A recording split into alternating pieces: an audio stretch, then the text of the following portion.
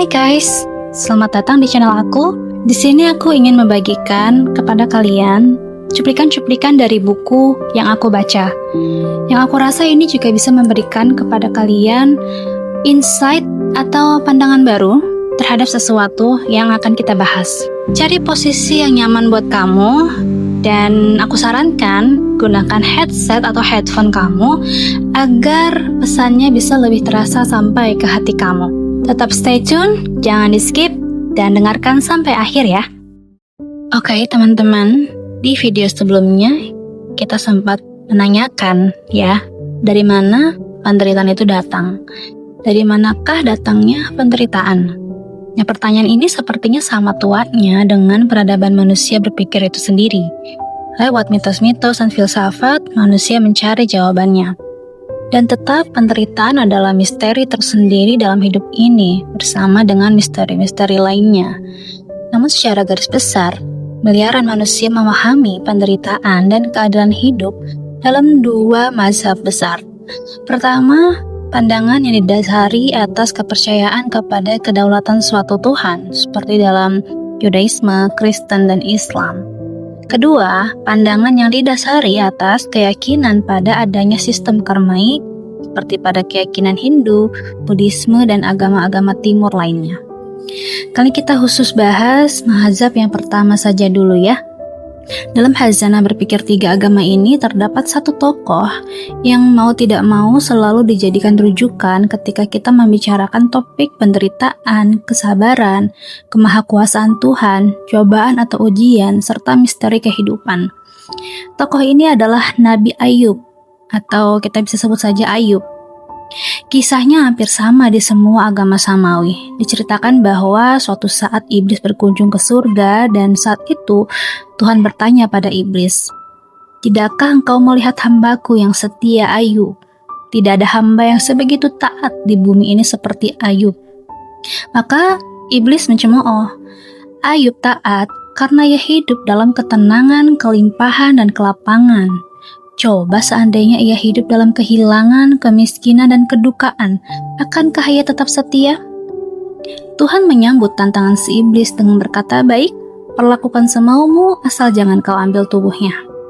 Maka iblis mendatangkan angin besar yang merubuhkan rumah di mana anak-anak Ayub sedang berpesta. Seketika itu juga matilah semua anak-anak Ayub. Begitu pula semua ternak mereka dijara oleh gerombolan orang Kasdim yang menjadi wilayah Irak Selatan sekarang, sehingga habis ludes tak bersisa.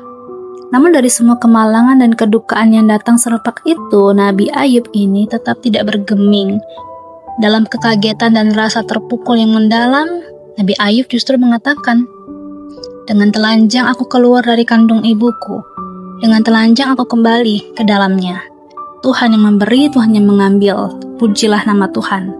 Atau kalau dalam agama Islam, ungkapan ini sama dengan innalillahi wa inna ilaihi roji'un. Semua berasal dari Tuhan dan akan kembali kepada Tuhan. Melihat ketabahannya Nabi Ayub ini, iblis pun kembali lagi menghadap Tuhan sambil tersenyum bangga. Tuhan berkata kepada iblis, "Lihat, hambaku yang paling tabah dan setia. Sekalipun harta dan anak-anaknya diambil darinya, ia tidak mengeluh dan menyumpahi hidup." Iblis merasa terbakar egonya. Kemudian ia menantang lagi. Itu karena ia tidak mengalami penderitaan fisik. Ia masih sehat dan kuat. Beri kesempatan padaku untuk mengujinya kembali lewat kesehatan fisiknya. Begitulah kisah ini bergulir sampai akhirnya Nabi Ayub masih bertahan sampai jenis penderitaan yang maha berat sekalipun. Bahkan, semua orang terdekatnya saja sempat menjauh karena mereka tak lagi mengenal Nabi Ayub yang biasanya. Itulah penderitaan. Tuhan menunjukkan bahwa ada seseorang yang amat sabar menanggung semua penderitaan di dunia ini. Penderitaan adalah cara Tuhan menguji keimanan kita. Namun, hal ini sangat berbeda untuk mazhab yang kedua, yaitu orang-orang yang percaya bahwa kehidupan ini dibentuk melalui sistem karmaik. Orang-orang barat cenderung lebih mengenalnya dengan sinkronisitas, yakni kekuatan yang muncul bersamaan dalam ruang dan waktu tepat ketika dibutuhkan. Kejadian ini dianggap oleh mereka yang terlibat sebagai sesuatu yang istimewa, tak terduga, atau tak dapat dijelaskan dengan rasional secara teori sebab akibat normal. Efek suatu sinkronisitas dalam psikis seseorang adalah melecutkan suatu kesadaran yang mungkin menjadi tujuan hidup yang lebih besar, atau bahkan menjadi takdir Tuhan pada saat bekerja. Nyatanya, mereka lebih bijaksana memaknai sebuah penderitaan atas kaitannya dengan kenyataan hidup. Mereka mengerti apa yang terjadi pada mereka adalah buah dari apa yang mereka lakukan sebelumnya. Sehingga tidak ada alasan bagi mereka untuk menyalahkan orang lain atau pihak lain karena sebentuk penderitaan yang menerpanya. Sebab penderitaan adalah hal yang niscaya, maka mereka menghadapinya dengan hati yang terbuka. Kalau kita bertanya tentang apa pengertian takdir dan kenyataan hidup, orang akan menjawab, kita harus merangkul takdir dan nasib dari Tuhan, meskipun kadang-kadang rasanya pahit atau bahkan sangat buruk. Sebelum itu, lakukan apa yang terbaik yang dapat kita lakukan. Namun, apapun mazhab yang kita percayai, sekarang tergantung bagaimana kita posisikan penderitaan di benak kita sendiri. Ketika kita masih merasa asing dengan yang namanya penderitaan, itu berarti kita tidak ikhlas menghadapi cobaan yang diberikan oleh Tuhan, atau tidak bijak memahami adanya hukum sebab akibat apapun itu. Kita masih menempatkan kenyataan hidup itu di luar diri kita. Itulah mengapa dulu saya pernah menyaksikan sebuah film keluarga, Kiamat Sudah Dekat, yang pernah tayang zaman dahulu di layar kaca kita. Salah satu segmen dalam film tersebut adalah pencarian arti ikhlas. Pada film ini tergambar betul bagaimana seharusnya ikhlas dipraktikkan dalam kaitannya dengan merelakan. Secara garis besar, akar penderitaan manusia dan semua makhluk hidup di dunia ini hanya ada 3 himpunan besar. Mereka adalah kelompok faktor-faktor mental atau perasaan yang timbul karena kebencian yang membara di dalam hati, keserakahan yang tamak, dan ketidaktahuan kita sebagai makhluk. Semua hal yang terjadi pada kita akan berasosiasi dengan kehadiran perasaan-perasaan ini di dalam arus kesadaran kita. Atau dengan kata lain, kita ini terbentuk dari unsur-unsur perasaan-perasaan tersebut.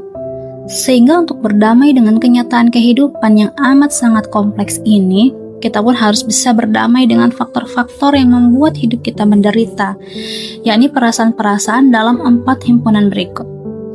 Himpunan pertama disebut dengan kelompok ketidaktahuan, atau orang juga bisa menyebutnya dengan kebodohan batin. Maksudnya adalah batin kita tidak mengerti bagaimana seharusnya bertindak dan bersikap. Batin cenderung untuk ikut-ikutan apa yang dicontohkan orang lain yang justru bisa saja belum tentu cocok untuk kondisi kita. Kita, diwakili oleh batin kita, juga tidak mengerti mana perbuatan yang baik dan mana perbuatan yang jahat. Orang Jawa mengistilahkan himpunan ini dengan istilah anut gubyuk, atau tidak tentu arah karena belum mengerti. Contoh perasaan yang mewakili yaitu kebingungan batin, ketidaktakutan untuk berbuat hal-hal yang penuh dosa, ketidakpunyamaluan, dan pikiran-pikiran yang delusional. Karakteristiknya adalah malas untuk mencari tahu. Himpunan kedua disebut dengan kelompok keserakahan atau ketamakan. Maksudnya di sini adalah mempunyai keinginan yang berlebihan. Bayangkan saja seorang anak kecil yang sudah mengerti bagaimana caranya memegang sesuatu, ia pasti akan menggenggam dan tidak akan melepaskan apa yang sudah ia genggam. Begitu juga dengan perasaan-perasaan yang diikuti dengan keserakahan. Begitu juga dengan perasaan-perasaan yang diikuti dengan keserakahan. Kita akan mudah untuk mengambil lagi dan lagi karena manusia pada dasarnya tidak pernah puas dengan apapun yang sudah diraihnya. Contoh perasaan yang mewakili adalah keserakahan itu sendiri, kesombongan, dan serakah secara persepsi atau berpandangan yang cenderung salah. Karakteristiknya itu mencengkram erat, tidak mau melepaskan objek. Himpunan ketiga disebut dengan kelompok kebencian. Maksudnya di sini adalah keinginan untuk emosi berlebihan. Seseorang yang sudah diracuni emosi di dalam hatinya, dia akan bertindak tidak bijaksana. Apabila perasaan bencinya diungkapkan dengan perbuatan, ia bisa mewujudkan dengan membunuh orang lain, melukai orang lain baik secara fisik maupun verbal. Contoh perasaan yang mewakili adalah rasa benci yang amat sangat, iri hati, kekecewaan, dan kekikiran. Karakteristiknya menghancurkan objek. Himpunan keempat disebut dengan kelompok lain-lain karena tidak berelasi ketiga kelompok sebelumnya. Kelompok ini lebih bersangkutan dengan daya fokus seseorang. Ternyata, perasaan begini juga bisa membuat seseorang menderita. Contoh perasaan yang mewakili yaitu kemalasan, kegelisahan, dan rasa kantuk. Karakteristiknya tidak fokus. Nah, setelah kita mengetahui macam-macam perasaan di atas, sekarang kita bisa melihat perasaan-perasaan itu ketika ia datang.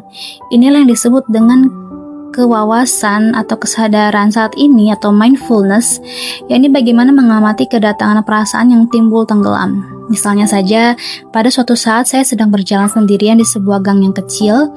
Kebetulan juga pada saat yang sama, saya melihat ada teman yang sudah hampir 10 tahun ini saya tidak temui, karena dulu pernah ada masalah personal yang sifatnya sepele dengan saya.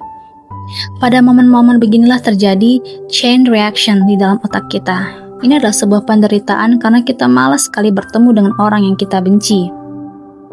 Bahkan di atas menjelaskan bagaimana skenario yang dimiliki manusia dalam menghadapi sebuah objek yang kaitannya dengan munculnya perasaan yang sifatnya sejenak. Ini adalah arus bawah sadar, karena dari poin A hingga poin D, seorang manusia bisa mewujudkan dalam waktu beberapa detik saja. Tahap A adalah tahap penyataan hidup. Ia bisa manis dan pahit. Ketika kita melihat ladang bunga yang menghampar luas, kita merasa bahagia, bukan? Pada tahap B inilah sebenarnya saya atau kita pada umumnya sudah mengalami penderitaan karena perasaan yang muncul. Tahap C adalah tahapan niat yang diwujudkan oleh tahap D, yakni perbuatan baik secara verbal maupun secara fisik. Untuk bisa berdamai dengan kenyataan hidup bahwa saya bertemu dengan teman lama ini, saya harus menghilangkan reaksi tahap D dengan menyintesis tahap C agar merelakan dan mengikhlaskan.